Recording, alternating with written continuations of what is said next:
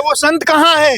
यही तो बात आप लोग नहीं समझ पा रहे हैं। यही बात उत्तर प्रदेश की आवाम नहीं समझ पाई थी, लेकिन अब समझ गई है कि वो हकीकत में संत नहीं है। अगर संत होते तो वो इस तरह से अपने संतों के साथ, अपने बाबाओं के साथ, उनके शिष्यों के साथ, हिंदुओं के साथ इस तरह से वो उनको अपमानित करने का काम करते हैं। एक बात बताएं, ये नाम जो मिला ना बुलडोजर बाबा, ये हमारे भीख पे दिया हुआ नाम है उनके पास। ये भीख में हम लोगों ने दिया था उनको नाम। ब्रांड बनाई है ये वाली। ये ब्रांड उनकी खुद की। अब लंगोट संभाल ले, पहले लंगोट की ब्रांड बता दे, वो कितना बड़ा लंगोट में ब्रांड, कौन से ब्रांड पहनते हैं।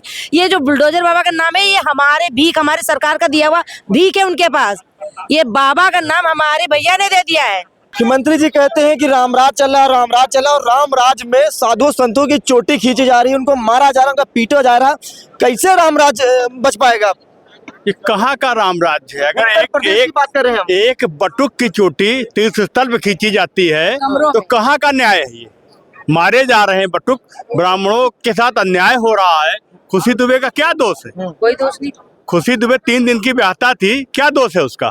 उसको उसके मुकदमे क्यों नहीं वापस किए? मुख्यमंत्री जी अपने मुकदमे वापस ले सकते हैं, उप मुख्यमंत्री केशव प्रसाद मौर्य के मुकदमे वापस ले सकते हैं। तो ये खुशी दुबे जैसी निर्दोष ब्राह्मण बालिका के उन्होंने क्यों नहीं मुकदमे वापस लिए? का एक ही राजा, युग का एक ही राजा, जलेश्वर जी अमर रहे, जलेश्वर जी अमर रहे, बाबा साहब अमर रहे, बाबा साहब अमर रहे, नेताजी अमर रहे, नेताजी अमर रहे। अनीश राजा जी, एक सवाल यह है कि उत्तर प्रदेश में मुख्यमंत्री जी रामराज की बात करते हैं, और रामराज में आपने देखा होगा प्रयागराज में जिस हिसाब से साधु संतों की उनको मारा पीटा गया, उनकी चोटी खींच कर उनको बाहर निकाला गया है, तो रामराज कैसे काम होगा उत्तर प्रदेश में?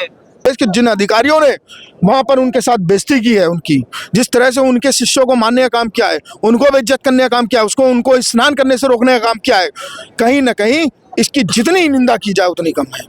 और शंकराचार्य जी के साथ जो बेइज्जती हुई है उनकी, उनको अपमानित करने का काम किया गया है, उससे कहीं ना कहीं सिर्फ हिंदू समाज नहीं, उस उत्तर प्रदेश, इस देश में रहने वाला हर एक समाज कहीं ना कहीं उससे उपेक्षित हुआ है। अच्छा, ये तस्वीरें जो वहाँ की सामने निकल कर आई है, जिनको चुटैया खींचकर मारा गया, पीटा गया, उनको थाने ले जाकर वो बता रहे थे बहुत बर्बरती से हमको मारा पीटा गया। अब बताइए, मुख्यमंत्री जी खुद एक संत है और इस संत में रामराज की बात करते हैं, वो संत कहाँ है? यही तो बात आप लोग नहीं समझ पा रहे हैं। यही बात उत्तर प्रदेश की आवाम नहीं समझ पाई थी, लेकिन अब समझ गई है कि वो हकीकत में संत नहीं है। अगर संत होते तो वो इस तरह से अपने संतों के साथ, अपने बाबाओं के साथ, उनके शिष्यों के साथ, हिंदुओं के साथ इस तरह से वो उनको अपमानित करने का काम करते हैं।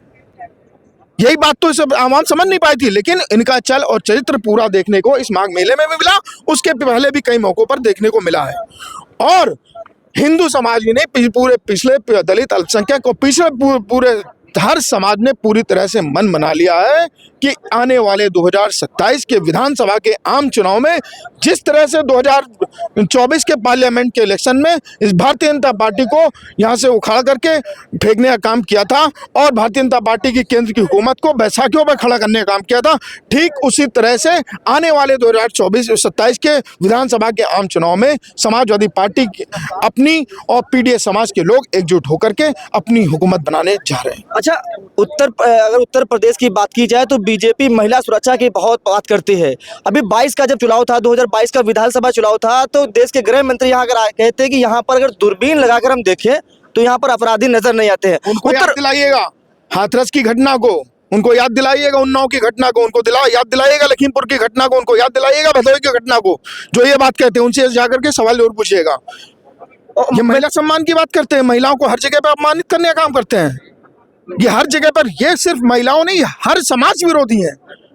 इसीलिए हमारे महबूब नेता ने पीडीएस समाज बनाया है। पिछड़ा, दलित, अल्पसंख्यक, वो तमाम अगड़े पिछड़े जितने भी लोग आज भी वंचित रह गए हैं, जिनको उनका हक और सम्मान नहीं मिल पाया, वो तमाम समाज एकजुट होकर के, चाहे महिलाएं हो, बच्चे हो, सम्मान हो, छात्र हो, नौजवान हो, सब लोगों ने ये पूरी तरह से मन बना लिया है कि आने वाले 2027 में एकजुट होकर के भारतीय जनता पार्टी को हराने का काम करें। अच्छा, आखिरी सवाल, पीडीए की आप लोग बात करते हैं, अभी कहा पिछड़ा, दलित, अल्पसंख्यक, बीजेपी के अगर समाजवादी पार्टी की सरकार बनेगी तो पहला दावेदार यादव होगा। आपने 2024 के इलेक्शन को देखा, आपने हमारे संगठन को, आप राष्ट्रीय संगठन की मैं सूची भेज दूंगा आपको, आप सूची देखिएगा, राष्ट्रीय अध्यक्ष से लेकर के नीचे तक की आप जाएंगे तो देखिएगा आप किस तरह से पीडीए समाज को उसमें एडजस्टमेंट किया गया है। ये हमारे नेता ने सिर्फ पीडीए का नारा नहीं दिया है, पीडीए का फॉर्मूला बनाया नहीं है, इस फॉर्मूले को जमीन पर भी उतारने का काम किया है। चाहे वो संगठन की बात रही हो, चाहे वो राज्यसभा में पीडीए समाज के लोग एडजस्टमेंट की बात रही हो, चाहे वो विधान परिषद में पीडीए के लोग एडजस्टमेंट की बात रही हो, चाहे वो 2024 के पार्लियामेंट के इलेक्शन में पीडीए समाज के लोग एडजस्टमेंट की बात रही हो। आपने देखा कितने वो यादव टिकट मिले, सिर्फ 5 यादव टिकट मिले, सिर्फ 4 माइनॉरिटी टिकट मिले। भाई हालांकि पीडीए समाज 5 यादव वो भी पीडीए का हिस्सा है, 4 मुस्लिम वो भी पीडीए का हिस्सा है। उसके बाद भी अगर आप सूची उठा करके देखेंगे या हमारे एमपी जो जीत के आए हैं उनको उठा करके देखेंगे तो कहीं ना कहीं पूरा पीडीए समाज उसमें आपको पूरे चमकता हुआ दिखाई पड़ेगा। जी बहुत बहुत शुक्रिया। देखिए हमारे बीच अनिल राजा थे, हमारी उनसे बातचीत हो रही थी। और जैसा कि आप देख रहे हैं सरकार की तानाशाही, हर जनता त्रस्त हो गई है, पूरी सारी जनता त्रस्त हो गई। इनसे क्या महिलाएं क्या पुरुष सब इनसे त्रस्त हो गए हैं। और देखिए तो आप अभी एक रिसेंटली मुद्दा देखिए, नोएडा में एक सॉफ्टवेयर इंजीनियर की गाड़ी जाके तालाब में गिर गई। वो 2 घंटा तक की गाड़ी के ऊपर चिलचिलाता रहा, टॉर्च दिखा के रहता था कि हमको बचा लीजिए। इतने सारे पुलिसकर्मी खड़े थे, सारे सब कुछ खड़े थे, मगर कोई उस बंदे को बचा नहीं पाया। और इसमें किसकी गलती है? वहाँ पे डीएम को 4 दिन लग गए आने में, उस जगह का दौरा करने के लिए। इसकी जिम्मेदार रूपा मेहता हैं, वो चुनाव आयुक्त, मुख्य चुनाव आयुक्त गणेश कुमार की वो बेटी हैं। अच्छा कह रहे हैं महिलाएं सुरक्षित है, बहन बेटियां सब सुरक्षित हैं, ऐसे सवालों को लेकर बातचीत हमेशा की जाती है यूपी में। कहाँ पे सुरक्षित है? देखिए आप उनके ही फाइल उठा के देख लीजिए सरकारी, तो उसमें देख लीजिए यूपी टॉप पे बलात्कारियों में, रेप के मामलों में टॉप पे। दलितों के साथ आज क्या हो रहा है? उसको जिंदा जला दिया जाता है। अच्छा बताइए ऐसे देश में तरीके से महिलाएं सुरक्षित नहीं है, खासकर उत्तर प्रदेश में। वो कहते हैं कि रात में 11 बजे लड़कियां सुरक्षित हैं, 11 बजे 12 बजे। तो मैं कह रहा हूं कि अपनी एक बार घर की बहन बेटी को कोई भी अगर कहता हो तो एक बार भेज के देख ले, रिक्स ले ले। मैं रिक्स ले ले भाई। अगर वो कह रहे हैं 11-12 बजे महिलाएं सुरक्षित हैं तो एक बार वो भेज कर देख लें कि कितनी हद तक महिलाएं सुरक्षित हैं। इन्हीं के दरिंदे घुमा करते हैं दिन रात रोड पे, रात में इन्हीं के दरिंदे आते हैं, रेप करते हैं, फिर जिंदा बेटी को जला दिया जाता है रातों रात। ये तो ऐसी तो भाजपा सरकार है। ये लोग रेपिस्ट के साथ खड़े वाले होने वाले लोग हैं। बुलडोजर बात करते हैं, मुख्यमंत्री जी बुलडोजर की बात करते हैं, कैसे रिपेस्ट की आप? बुलडोजर जहाँ चलना चाहिए वहाँ हमेशा तेल खत्म हो जाता है। इनके पास बुलडोजर जो है वो केवल विपक्षी दल के लोग जो हैं और कुछ जाति और धर्म देखकर जिसके ऊपर बुलडोजर चलाया जाता है, बस केवल इनके पास यही काम है, दूसरा कोई काम नहीं है। अच्छा इनके पास विकास का कोई मुद्दा नहीं है, किसी मुद्दे पे विकास करें, विकास की बात करें और जो है बेहतर एक्सप्रेसवेज की बात करें, अच्छी शिक्षा की बात करें, अच्छे अस्पताल की बात करें। जिस चीज़ की आवश्यकता आज अस्पताल को है और स्कूल की आवश्यकता लोगों को है। मेरे तो बुलडोजर डर नहीं लगता आपको? बुलडोजर से किस बात का डर? वो चोरी कर रहे हैं, हम भी तो हिंदू ही हैं, मुसलमान तो है नहीं जो हमारे घर बुलडोजर चल जाएगा। हिंदू मुस्लिम की बात नहीं, जो गलत करेगा वहाँ बुलडोजर चलेगा। धनंजय सिंह के ऊपर क्यों नहीं चला? कब सिर्फ कांड में इतने बच्चे मर गए, क्यों नहीं चला? किसके ऊपर बुलडोजर, किसका इंतजार किया जा रहा है? जांच चल रही, जांच चलेगी तो चलेगा। जांच तो चलती ही रहती है, उनकी जांच हमेशा चलती रहती है। और कोई नन्हे छोटे उसको फंसा दिया जाएगा, बड़े आदमी बचा लिए जाते हैं, दाना फेंकते हैं, बड़ा आदमी बचा लिया जाता है, छोटों को साबित कर दिया जाता है। अच्छा क्या हाल चाल है? 27 की तैयारी आप लोगों की कैसी है, पहले बताइए। 27 की तैयारी हमारे लोगों की फुल है। और जैसे हमारे राष्ट्रीय अध्यक्ष जी ने कहा है कि ये 37-27 जिताएंगे, तो ये समझिएगा 27 हम लोग यही आज जनेश्वर मिश्र जी की जयंती पर हम लोगों ने बिगुल फूंक दिया है कि हम लोग 27 के लिए तैयार हैं और इस सामंतवादी सरकार को हम लोग उखाड़ फेंकेंगे। और जैसे हमारे बड़े भाइयों ने बताया कि समाजवादी लोग काम से जाने जाते हैं, हमारे समाजवादी पार्टी और हमारे राष्ट्रीय अध्यक्ष अखिलेश यादव ने इतने सारे काम किए हैं उत्तर प्रदेश के अंदर कि हम लोग अगर किसी के दरवाजे वोट मांगने जाते हैं तो हम लोग काम के नाम पे वोट मांगते हैं। उदाहरण तौर पे हमारे राष्ट्रीय अध्यक्ष जी ने इतना अच्छा एक्सप्रेसवे बनाया कि योगी आदित्यनाथ के 10 साल पूर्व होने वाले हैं और डबल इंजन की सरकार है, वैसा एक्सप्रेसवे उत्तर प्रदेश के अंदर नहीं बना पाए। इन्होंने बनाया तो पूर्वांचल एक्सप्रेस, लेकिन आप आगरा एक्सप्रेसवे पे चलेंगे और पूर्वांचल एक्सप्रेस पे चलेंगे, जमीन आसमान का अंतर है।